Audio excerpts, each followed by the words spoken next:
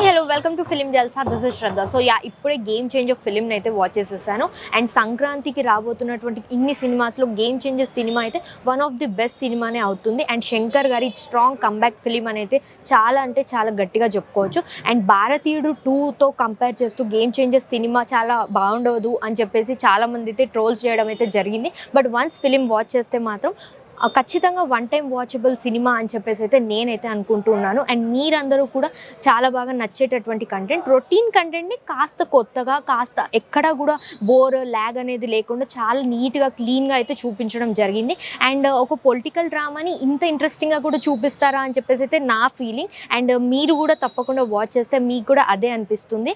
And Ram Charan గారు, కియారా అద్వానీ గారి chemistry మాత్రం చాలా క్యూట్గా, ఇన్నోసెంట్గా, వాళ్ళిద్దరి లవ్ బాండింగ్ అనేది చాలా లవ్లీగా మనకైతే కనిపిస్తుంది. అండ్ ఆల్సో పాస్ట్లో ఉన్నటువంటి స్టోరీలో రామ్ చరణ్ గారితో జంటగా వైఫ్ క్యారెక్టర్ ప్లే చేశారు మన అంజలి గారు. అంజలి గారు అయితే చాలా మంచి సపోర్టింగ్ వైఫ్ క్యారెక్టర్ అయితే ప్లే చేశారు. అండ్ చాలా మంచిగా స్ట్రాంగ్గా ఉండి వాళ్ళ హస్బెండ్ని ఎలా సపోర్ట్ చేస్తారు అని చెప్పేసి ఆమె చాలా క్లీన్గా, ఆమె ఫేషియల్ ఎక్స్ప్రెషన్స్లోనే చాలా నీట్గా అయితే ఆమె ఎక్స్ప్రెషన్స్ ద్వారానే ఆ పర్ఫార్మెన్స్ అనేది చాలా మంచి హైప్ని అయితే సొంతం చేసుకుంటూ ఉంది. అండ్ ఆల్సో ఈ సినిమాకి 3 మెయిన్ పిల్లర్స్ అయితే ఉన్నారు. రామ్ చరణ్ గారు, శ్రీకాంత్ గారు, అలానే ఎస్జే సూర్య గారు. అండ్ రీసెంట్ టైమ్స్లో రిలీజ్ అయినటువంటి సినిమా సరిపోద శనివారంలో విలన్ క్యారెక్టర్ ప్లే చేసినటువంటి ఎస్జే సూర్య గారు ఆ సినిమాలో ఎంత పవర్ ప్యాక్డ్ పర్ఫార్మెన్స్ అయితే మనందరికీ ఇచ్చారో, అండ్ ఈ సినిమా గేమ్ చేంజర్ సినిమాలో కూడా ఆయన ది బెస్ట్ పవర్ ప్యాక్డ్ పర్ఫార్మెన్స్తో మనందరినీ చాలా బాగా అట్రాక్ట్ చేసుకుంటూ ఉంటారు. అండ్ ఆయన పర్ఫార్మెన్స్ కోసం చూడాల్సినటువంటి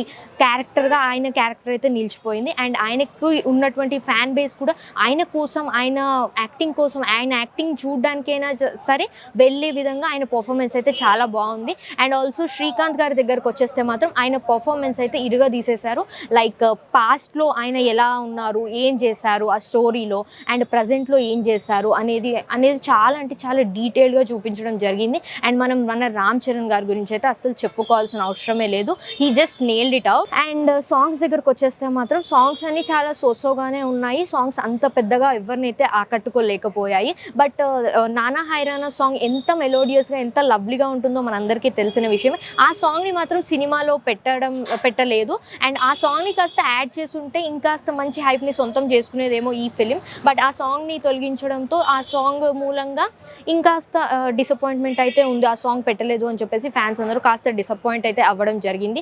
మేబీ ఈ ఫెస్టివల్ టైంలో మళ్ళీ ఆ సాంగ్ని యాడ్ చేసే ఛాన్సెస్ ఉన్నాయేమో, మనం చూడాలి. అండ్ ఆల్సో యాక్షన్ సీక్వెన్సెస్ దగ్గర కూడా రామ్ చరణ్ గారు చాలా అంటే చాలా బాగా పర్ఫామ్ చేశారు. అండ్ సాంగ్స్ విషయంలోకి వచ్చేస్తే మనకి రామచ్చమచ్చ సాంగ్ ఫస్ట్ సాంగ్ అదే అండి.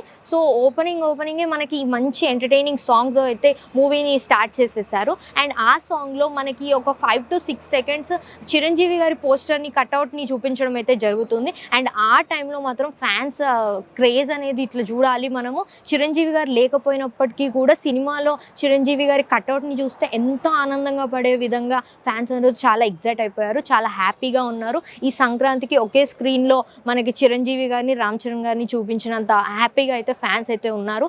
సో ఓవరాల్గా ఆ సాంగ్లో ఆ చిన్న బీట్ వచ్చినప్పుడు మాత్రం తండ్రికి తగినటువంటి కొడుకు అని చెప్పేసి అయితే ప్రతి ఒక్కరూ బిలీవ్ చేసేటటువంటిగా ఉంది. సో ఓవరాల్గా గేమ్ చేంజర్ ఫిలిం మాత్రం ఒక మంచి పొలిటికల్ డ్రామా అండ్ చాలా ఇంట్రెస్టింగ్గా చూపించారు. ఎక్కడ కూడా ల్యాగ్ అనేది అయితే లేదు.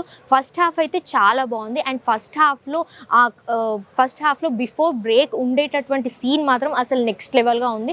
ఫస్ట్ హాఫ్ ఒక లెవెల్లో అయితే లేపింది సినిమాని.